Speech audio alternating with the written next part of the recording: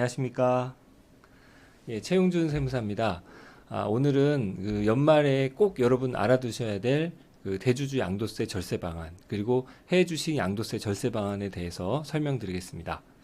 네, 바로 본론으로 들어가겠습니다. 먼저 상장 주식 양도세 과세 대상이 되시는 대주주 요건을 좀 알아두셔야 되는데요. 여러분 잘 알고 계신 내용이니까 제가 간단하게 설명드리고 핵심 내용은 이제 절세 방안이니까요. 절세 방안은 차차 말씀드리겠습니다. 자, 대주주 양도세 대상이 되시는 대주주라는 분들은 직전 사업년도 종료일 현재 본인과 그 특수관계자가 보유한 주식을 합해서 지분율이 일정 부분 넘거나 시가총액이 일정 기준이 넘어가야 되겠죠.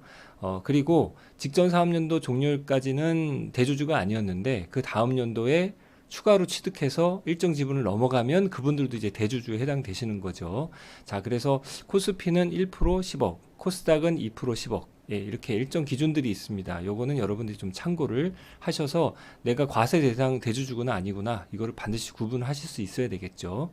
네, 그 다음은 지분율과 시가총액에 대해서 자세히 살펴보겠습니다. 지분율과 시가총액 계산하는 방법, 표를 좀 참고를 해주시고요.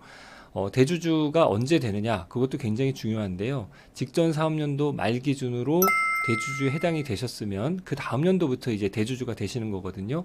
그런데 이 주식 발행법인의 결산이 언젠가를 여러분 아셔야 돼요. 그래서 12월 말 결산법인이다 라고 하면 그 다음 연도 1월부터 12월까지 이제 대주주에 해당이 되시는 거예요. 그래서 내가 만약에 11억을 갖고 있었다, 작년도 연말 기준으로, 그러면 1억만 팔면 그거는 대주주로 과세가 되고 나머지 10억은 과세가 안 되는 거냐, 가끔 이렇게 질문을 하시는 분들이 있는데, 그렇지가 않습니다. 작년 연말 기준으로 대주주에 해당이 되셨으면 그 다음 연도 1년 동안에는 뭐 한 주를 팔든 전부를 팔든 무조건 대주주로서 과세 대상이 되신다, 이렇게 여러분 알고 계실 거고요.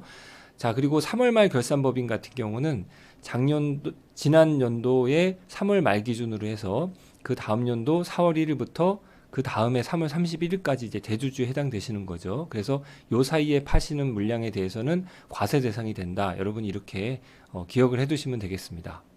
자, 그 다음은요, 이 대주주이냐 아니냐 이 판단을 하시려면 내 주식뿐만 아니라 나와 특수관계에 있는 분들의 주식 수까지도 파악을 해야 되는데, 어느 분까지 특수관계자로 보느냐, 이게 또 굉장히 중요하죠. 그래서 내 기준으로 봤을 때 특수관계자는 첫 번째는 배우자, 내 배우자, 그리고 내 직계 존속, 즉 내 부모님이나 조부모님을 다 포함하는 거죠. 그리고 나의 직계 비속, 우리 자녀와 손주를 포함하는 개념입니다.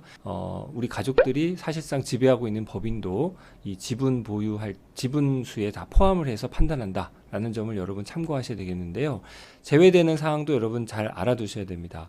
일단은 배우자와 직계 존속, 직계 존비속 이렇게만 대주주 범위에 들어가기 때문에 형제 자매는 포함이 안 되죠. 그리고 내 배우자의 직계 존속도 포함이 안 됩니다. 즉 내 입장에서 보면 장인 장모님, 그리고 여성분 입장에서 봤을 때는 시부모님, 이것도 배우자의 직계 존속이니까 내 직계 존속은 아니잖아요. 그러니까 이 합산 대상은 아니다. 그리고 직계 비속의 배우자, 사위나 며느리 같은 경우도 역시나 이 합산 대상 대주주에는 안 들어가는 거죠.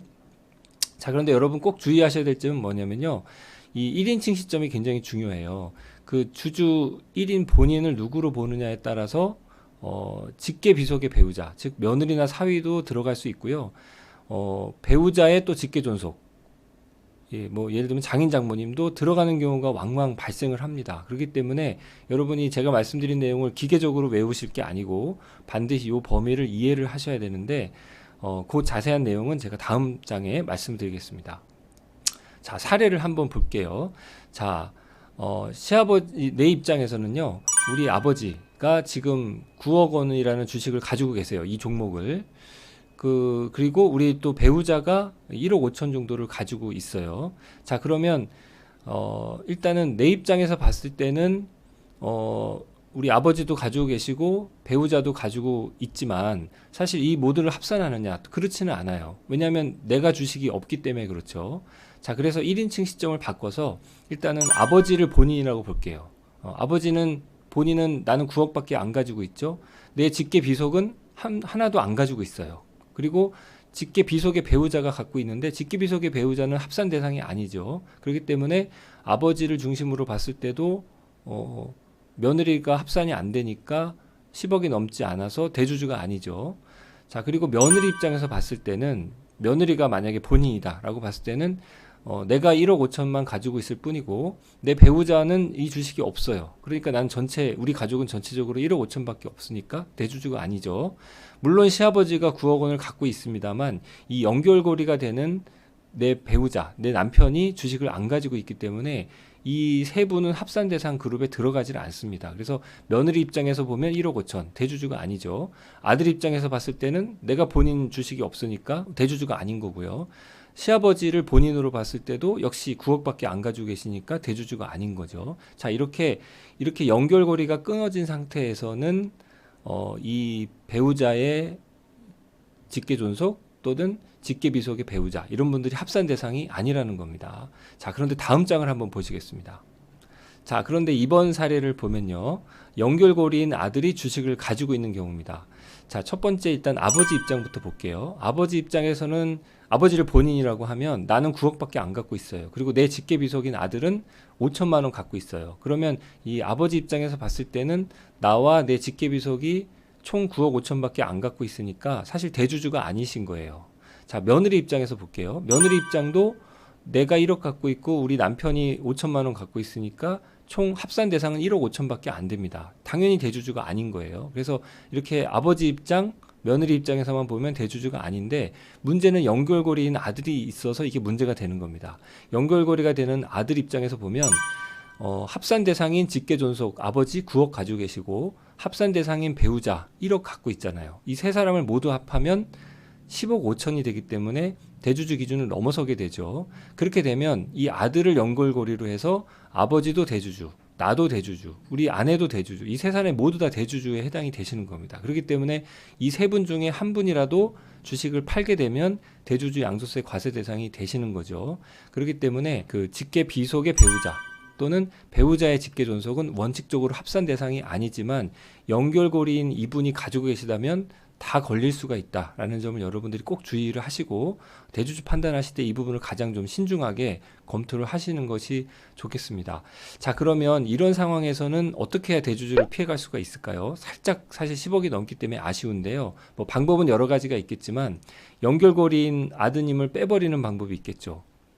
예를 들면 연말 되기 전에 이 연결고리인 아드님이 5천만 원어치 주식을 팔아서 연결고리를 끊어버린다면 이 나머지 두 분은 대주주에 해당이 안 되시겠죠. 예. 그리고 또 하나 방법이 있습니다. 아드님이 정 팔기 아깝다면 며느리한테 자기 배우자한테 증여를 다 해버리는 거예요. 그러면 6억 범위 이내니까 증여세는 없겠죠. 자, 그러면 아드님은 주식을 하나도 보유하지 않고 있게 되니까 연결고리가 끊어지는 거죠. 그러면 아버님이 9억 그리고 우리 며느리가 1억 5천 여전히 합산 대상은 아니니까 대주주에서 피해갈 수가 있는 거죠. 자, 이렇게 여러분이 이 대주주 합산 대상 구조를 파악하시면 어느 정도 절세 방안이 세워질 수 있을 거라고 생각이 됩니다. 자, 대주주 해당이 되는지 여부를 검토하는 기준일은 항상 그 사업연도 말이죠. 그래서 직전 사업연도 말이면 그 다음 연도에, 그리고 연중에 만약에 일정 지분을 초과했다면 바로 그때부터 대주주에 해당되신다라는 점은 여러분이 이 표를 보시면서 참고하시면 좋겠습니다. 네, 주식 발행회사의 사업연도 말이 언제냐, 이 부분도 여러분이 혹시나 확인하셔야 되는데요. 대부분의 회사가 12월 말이긴 합니다만 아닌 경우도 있어요. 그래서 여러분들이 이 다트에 들어가셔서 기업 계양을 클릭하시고 종목명으로 검색을 하시면 사업연도 말을 확인하실 수 있으니까 이것도 한번 평소에 확인을 해 놓으시는 것도 좋겠습니다. 자, 그 다음에 오늘 가장 중요한 부분 중에 하나입니다. 이 국내 주식의 양도 차익하고요, 해외 주식의 양도 차익하고 서로 통산이 가능합니다. 그래서 국내 주식에서 이익 나고 해외 주식에서 손실 났으면 통산해서 세금을 줄일 수가 있는 거죠. 자, 그런데 기본공제는 국내와 해외를 다 합쳐서 250만 원 딱 한 번만 적용이 되지가 않습니다. 예전에는 국내 주식도 250, 해외 주식도 250 됐었습니다만 지금은 요 두 개를 합쳐서 250만 원 한 번만 공제가 되고요. 국내 주식 중에서 이 손익을 통산할 수 있는 대상이 정해져 있어요. 일단 과세 대상이셔야만 됩니다. 어떤 게 과세 대상이죠? 아까 우리가 말씀드렸던 상장 주식이지만 대주주에 해당되시는 분들, 이런 분들이 이제 합산 대상이 되실 거고요. 그 다음에 상장 주식인데 이거를 장외에 양도하시는 분들도 양도세 과세 대상이면서 손익통상 대상이 됩니다. 그리고 비상장 주식을 양도해서 발생하는 손익도 과세 대상이면서 손익통산 대상에 들어가는 거죠. 자, 그러면 주의하셔야 될 점은요. 소액주주가 상장 주식을 장내에서 매도했어요. 이분들은 손익통산 대상이 될까요? 안 될까요? 예, 안 됩니다. 왜냐하면 어차피 소액주주가 장내에서 양도하시는 거는 어차피 비과세 대상이었거든요. 그러다 보니까 여기서 손실이 나더라도 다른 양도 차익에서 통산은 안 된다라는 거죠. 자, 그러면 방법이 없느냐? 소액주주도 만약에 이 상장 주식을 장외에서 양도하신다면 당연히 양도세 대상이 되는 거고, 그런데 양도 차손이에요. 그러면 다른 양도 차익에서 통산이 가능하다는 얘기입니다. 자, 그래서 이 통산이 되면 어떤 효과가 나오는지 제가 표를 한번 설명을 드릴게요. 우리 세법이 개정되기 전에는요, 국내 주식에서 1,500만 원 이익 나고 해외 주식에서 1,000만 원 손실 났어요. 그러면 이거는 각각 계산했기 때문에 해외 주식에서 손실 난 거는 아쉽지만 뭐 그냥 넘어가는 거고, 국내 주식에서 이익 난 거에 대해서 1,500에 대해서만 이제 과세를 하는 거죠. 250만 원 공제받고 1,250에 대해서는 이제 과세 대상이 된 겁니다. 그런데 지금은 세법이 이제 바뀌었기 때문에 국내 주식 1,500 이익, 해외 주식 1,000만 원 손실, 이거를 통산하면 500만 원 정도로 이제 네트가 되는 거죠. 거기서 250만 원 공제받으면 나머지 250에 대해서만 이제 세금 계산을 하는 구조입니다. 이게 바뀌어도 마찬가지입니다. 국내 주식에서 1,500만 원 손실 났고, 뭐 해외 주식에서 1,500만 원 이익이 났다. 그러면 통산하게 되면 과세 표준은 제로가 되겠죠. 자, 이렇게 이 국내 주식에서 이익을 보셨거나 손해 보셨거나 또는 해외 주식에서 손해를 보거나 이익 보거나 이걸 통산을 가능하기 때문에 여러분이 만약에 절세를 원하신다면 이 두 가지를 잘 통산하는 방법을 통해서 좀 세금을 줄일 수 있는 방법을 찾아보는 게 좋겠습니다. 자, 대주주 양도세를 줄일 수 있는 방법, 예, 이제 첫 번째 전략을 좀 찾아볼 텐데요. 일단은 대주주에 해당 안 되시는 게 가장 중요하죠. 그래서 10억 원 넘지 않도록 이 연말까지 정리를 하시는 게 중요한데, 언제까지 주문하셔야 되는지 꼭 알아두셔야 됩니다. 28일까지는 최종적으로 매도 주문을 하셔야 됩니다. 예, 그래야만 이 연말 그 주식 보유액으로 안 잡히죠. 그래서 반드시 28일 전까지는 매도 주문, 28일까지는 매도 주문을 내셔야 되는데 좀 넉넉하게 매도를 해주시는 게 좋을 것 같아요. 나름대로 잘 계산을 해서 9억 9,900만 원까지 딱 맞춰서 이렇게 매도 주문을 내놓으시면은 29, 30날 갑자기 주가가 오르면서 나는 9억 9,900에 맞춰놨다고 생각을 했는데 10억 뭐 200만 원 막 이렇게 되셔가지고 대주주에 해당되시는 분들이 많이 생기셨어요. 그러면 그 다음 연도에 양도하시는 거에 대해서는 양도세가 나오니까 상당히 좀 불리해지죠. 그래서 28일 날 매도 주문 하실 때 넉넉하게 매도 주문을 해놓으시는 것이 좋겠다. 만약에 정말 이 종목을 내가 너무 사랑해서 다시 사고 싶다 그러면 29일 날 다시 매수하시면 됩니다. 29일 날 매수 주문 내시면 어차피 그해 연말에는 이 보유 주식으로 안 잡히니까 뭐 상관없겠죠. 그래서 28일까지 좀 넉넉하게 매도 주문을 하셔서 되도록이면 일단 대주주 해당이 안 되시는 게 좋다. 예, 싸우지 않고 이기는 방법이죠. 예, 굳이 절세 방법을 찾는 것보다는 아예 대주주가 안 되게끔 하시는 것이 가장 좋은 방법이다. 이렇게 말씀드릴 수가 있겠습니다.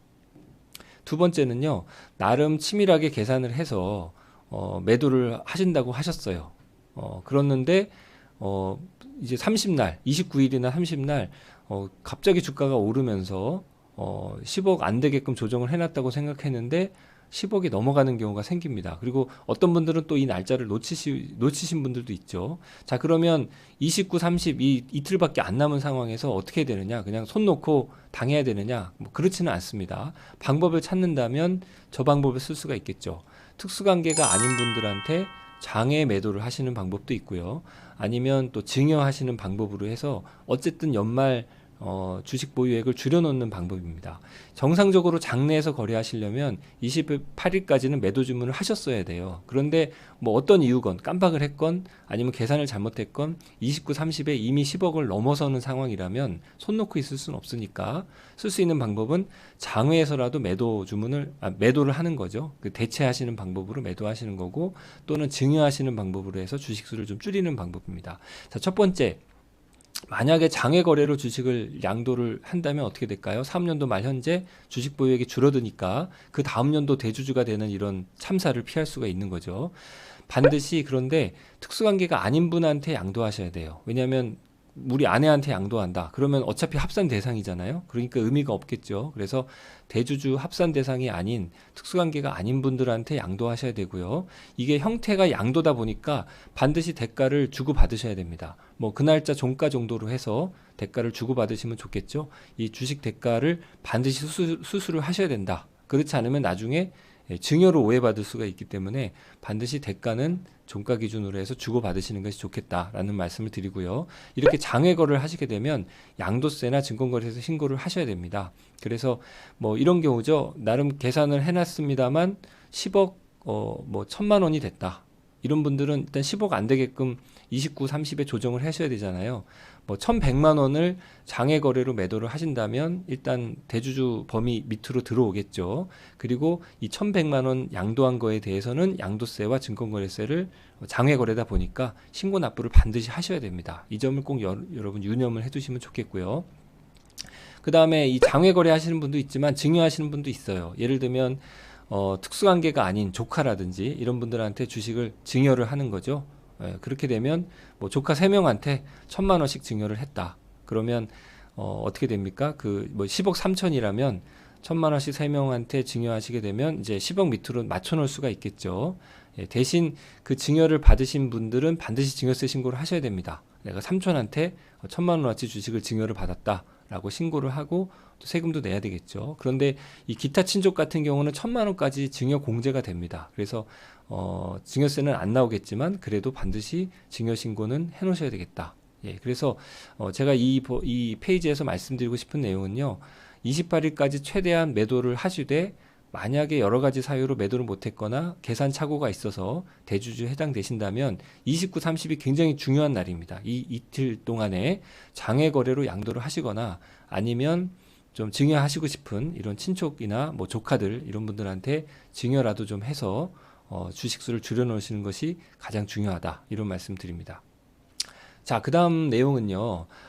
처음으로 이제 재주주가 되시는 분들은 좀 유념을 해 두셔야 됩니다. 물론 연말에 매도를 해서 대주주가 안 되시는 것이 가장 좋겠지만 나는 이 종목을 너무 좋게 보고 절대로 놓칠 수 없다 또는 팔 수 없는 상황이다. 난 끝까지 가지고 가야 된다. 그리고 뭐 10억을 살짝 넘는 분이 아니라 아예 10억을 훌쩍 넘어가는 이런 분들이라서 너무 이게 좀 매도가 좀 어렵다라고 하시는 분이라면 즉 이게 대주주로 계속 가야 되는 분이라면 일단 나중에 양도세 충격을 좀 줄여놓을 필요가 있습니다. 그분들은 어떻게 될까요? 일단 올해까지는 대주주가 아니니까 올해는 매도하는 거에 대해서는 양도세가 안 나온다는 얘기거든요. 그러면 어떻게 될까요? 올해 최대한 매도하고 다시 재매수하시는 방법을 통해서 비과세 혜택은 최대한 누리면서 취득 단가를 좀 올려놓는 전략이 필요하겠죠. 그래서 올해 안에 그런 어떤 매도 후 재매수를 통해서 취득가액을 좀 높여놓자 이런 말씀을 드리고요. 다만 이 단점은요. 1년 미만의 양도분에 대해서는 양도세가 좀 많이 나와요. 그래서 만약에 이 올해 좀 어떻게 취득을 하셨는데 갑자기 가격이 많이 올라가서 대주주가 되시는 분들은 매도 후 재매수를 하는 과정에서 이 단기 양도에 걸려서 양도세가 30%가 나올 수 있기 때문에 요거는 여러분들이 반드시 한번 시뮬레이션을 해보시고 하시는 것이 좋겠습니다. 하지만 1년이 이상 되는 분들이라면 비과세 혜택을 충분히 누릴 수가 있으니까 사실은 매도 후 재매수 방법이 굉장히 효과적인 방법이라고 생각이 됩니다. 그 다음엔요, 이미 대주주에 해당되시는 분들 같은 경우에는 어떻게 되느냐, 뭐 이걸 많이 물어보시는데요. 이번 대주주, 내가 가지고 있는 대주주 종목에서 이익이 많이 났어요. 그래서 세금 걱정이 되시는 분이라면 또 다른 종목 중에서 대주주인 종목 중에서 평가 손실이 났으면 그걸 좀 매도를 하셔가지고 좀 차손을 만들어 놓자는 거죠. 그래서 A 종목에서 이익이 나고 B 종목에서 손실이 났으면 그것을 통산할 수가 있기 때문에 혹시라도 손실이 난 종목이 있으면 그걸 좀 매도를 해서 다시 재매수를 하시더라도 이 차손을 실현시켜 놓으셔야만 이 통산이 가능하기 때문에 어느 정도 차손을 실현하시는 것도 좋겠습니다. 단 여러분 조심하셔야 될 거는 이 합산 대상인 종목만 가능하다는 거예요. 그래서 대주주시라면 다른 종목 중에서 대주주인 종목을 파셔야만 유효하게 통산이 되겠죠. 그리고 근데 난 대주주는 하나밖에 없고 다른 거는 다 소액주주다라고 하면 어떻게 될까요? 그거를 장외 거래를 하시게 되면 역시 그것도 양도세 신고 대상이고 신고 대상이다 보니 통산할 수 있는 대상이 되거든요. 그러면 장외 거래를 필요하면 하셔야 되겠죠. 그리고 혹시 또 비상장 주식 중에서 손해 보신 게 있다면 이참에 매도를 하셔서 이 차손을 실현을 시키셔야겠죠. 그래야만 통산이 가능하니까. 그래서 이 합산 대상 통산 대상이 되는 대상인지를 보시고 여러분 매도하셔야지, 그게 아니면은 통산이 안 되기 때문에 의미가 없을 수가 있으니까 반드시 조심을 하셔야 되겠습니다. 해외 주식도 마찬가지예요. 만약에 국내 주식 대주주 종목에서 내가 이번에 양도 차익이 많이 났다 라고 하면 혹시 해외 주식 중에서 손해 난 주식이 있다면 매도를 하셔서 손실을 확정을 하셔야 되겠죠. 그러면 통산이 가능할 거라고 보여집니다. 그런데 이제 올해 시장은 해외 주식에서 이익 난 분들이 많으시고 국내 주식에서 좀 손실 나신 분들이 있는 것 같아요. 그러면 반대로 전략을 쓸 수가 있겠죠. 해외 주식의 양도세를 줄이기 위해서 국내 주식 대주주 중에서 종목 중에서 손실 난 게 있으면 매도해서 차손을 실현하시는 방법도 있고요. 만약에 내가 국내 주식은 대주주인 게 하나도 없어요. 그럼 어떻게 될까요? 장외 거래를 하신다든지 해서 양도 차손을 만들어 놓으시면 해외 주식 양도 차익에서 통산해서 세금을 줄일 수가 있는 거죠. 자, 그런 방법으로 이미 대주주에 해당되시는 분들 또는 해외 주식인데 이익이 이번에 많이 나신 분들은 그거를 적절하게 손실을 실현해서 통산하시는 게 좋겠다, 이런 말씀을 드립니다. 자, 이미 대주주에 해당되시는 분들 중에서 가족 간 증여를 통해서 또 회피를 하시는 분들도 있어요. 자, 배우자한테는 6억까지 증여세 없이 줄 수가 있죠. 성인이면 5천만 원까지 증여세 없이 또 줄 수가 있습니다. 예, 그렇기 때문에 이 배우자 증여를 통해서 이렇게 양도세를 피해 가시는 분들이 있는데 제가 요건 사례를 통해서 말씀드리겠습니다. 자, 남편분인데요. 지금 15억 정도 한 종목을 들고 계세요. 당연히 올해 연말 기준으로 대주주가 되시겠죠. 보니까 한 3배 정도 올랐네요. 5억에 샀는데 15억이 된 사례입니다. 이분이 이제 대주주를 해당이 안 되시기 위해서 한 6억 정도를 매도하실 생각인데, 만약에 매도하면 취득가는 3분의 1 정도 될 거고요. 양도세로 한 8,800을 내셔야 되겠죠. 그런데 이런 방법이 아니라 이 6억 원어치를 배우자한테 증여했다가 배우자는 바로 매도하는 전략을 쓰는 거예요. 자, 배우자한테 6억 원어치를 증여할 때 6억 원 공제가 되니까 증여세가 없겠죠. 그리고 이 6억 원에 증여받은 이 아내분도 이걸 바로 팔아서 차익 실현을 하게 되면 어쨌든 양도 차익은 제로니까 뭐 양도세는 당연히 없겠죠. 자, 이런 방식으로 썼더니 증여세도 없고 양도세도 없고 세부담이 하나도 없는 거죠. 그러면서 남편은 이제 9억밖에 안 남았으니까 내년에는 이제 대주주가 아닌 걸로 이제 편하게 가실 수가 있는 거죠. 자, 이렇게 이익이 많이 나신 분들은 이렇게 배우자 통해서 매도하시게 되면 8,800 내는 세금을 줄일 수가 있으니까 이 부분도 우리가 활용을 좀 해볼 수가 있겠죠. 자, 앞장에서처럼 아내분한테 증여하시게 되면 6억 원이라는 공제가 되는데 자녀분한테 증여하게 되면 5천만 원밖에 공제가 안 되니까 뭐 자녀한테는 안 되는 거 아니냐 뭐 이렇게 생각하시는데, 자녀한테 증여하고 파시는 것도 굉장히 또 유용한 절세 방법이 됩니다. 자, 이분의 경우는 이제 15억을 갖고 계신 분인데요. 대주주 해당하지 않기 위해서 5억 천을 매도하실 생각이에요. 매도해서 자녀들한테 증여하는 전략을 쓰실 겁니다. 자, 그런데 주식을 팔아서 자녀들한테 증여하는 방법이 있고요. 차라리 이 5억 1천만 원어치 주식을 우리 자녀 2명한테 증여했다가 우리 자녀들이 팔게끔 하는 방법이 있을 거예요. 결과적으로 세부담이 얼마나 줄어드는지 한번 살펴보겠습니다. 자, 대주주에 해당되지 않기 위해서 5억 1천만 원어치 주식을 팔았어요. 그런데 양도차익은 2억 원 정도 되고요. 여기에 대해서 양도세로 한 4,300 정도 내셔야 되는 거죠. 이렇게 마련한 자금에서 자금을 좀 보태서 5억 1천만 원을 자녀 2명한테 2억 5,500씩 나눠줬어요. 그러면 자녀들은 5천만 원 공제받고 증여세로 각자 3,100만 원씩 내겠죠. 자, 그러면 아버지는 이거를 주식을 팔아서 증여하는 과정에서 양도세로 4,300 내셨고, 자녀들은 5억 천을 증여받는 과정에서 6,200을 냈으니까 총 세부담은 1억 500 정도가 나온 겁니다. 그런데 조금 전략을 바꿔서 어차피 양도세 나올 바에는 바로 증여했다가 파는 걸로 하면 어떨까 해서 다음 장처럼 한번 해봤습니다. 자, 먼저 우리 자녀한테 주식을 증여를 하고요. 그러면 2억 5,500씩 증여가 됐겠죠. 자녀들은 똑같이 증여세로 3,100만 원씩 6,200을 냈을 거예요. 그리고 나서 자녀들이 바로 2억 5,500에 팔았습니다. 그러면 내가 2억 5,500에 증여받아서 2억 5,500에 팔았으니까 양도 차익이 없겠죠. 자녀들은 양도세를 안 냈을 거예요. 자, 그러면 이런 과정에서 세부담이 얼마가 발생했죠? 증여받는 과정에서 6,200 발생했고 양도세로는 뭐 한 푼도 안 나온 거죠. 결과적으로는 총 부담세액은 6,200으로 그냥 끝납니다. 이 앞선 사례에서 보시면 양도세로 4,300 내시고 증여세를 6,200 내서 결국은 1억 원이 넘는 세금이 나왔는데 이렇게 자녀한테 증여하고 양도하니까 결과적으로는 양도세를 피해가면서 가족 전체의 세부담을 줄인 셈이 되죠. 자, 그래서 이렇게 대주주인 분들이 연말이 되기 전에 주식을 매도하는 것도 좋지만 배우자한테 증여했다가 파시거나 자녀한테 증여했다가 파시거나 하는 방법도 굉장히 유용한 방법이니까 여러분이 남은 요 기간 동안 활용하시는 게 좋겠습니다.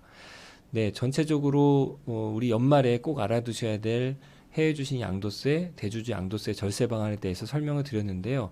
사실은 이 양도세에 해당되시는 분들은 이 12월이 굉장히 중요합니다. 그래서 어떻게 하면 절세를 할 수 있는지 잘 한번 생각을 해보시고 특히 앞서서 말씀하셨던 것처럼 일부가 이익 나고 일부 손해가 났다면 이거를 통산할 수 있는 방법을 여러분이 찾으셔서 세금을 가급적이면 줄일 수 있는 방법을 찾으셨으면 좋겠습니다.